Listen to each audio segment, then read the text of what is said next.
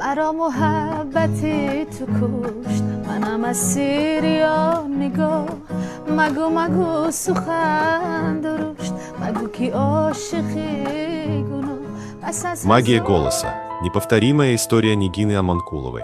Ее голос звучит как мелодия горных ручьев. Ее песни проникают в самое сердце, а образ завораживает миллионы. Нигина Хайдаровна Амонкулова – это не просто певица.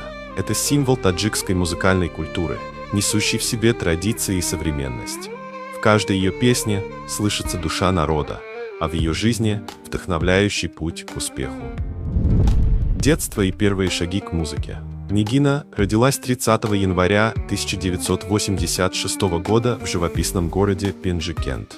Ее семья была многодетной, 4 братьев и она единственная дочь. Несмотря на скромный достаток, родители поддерживали все увлечения своих детей.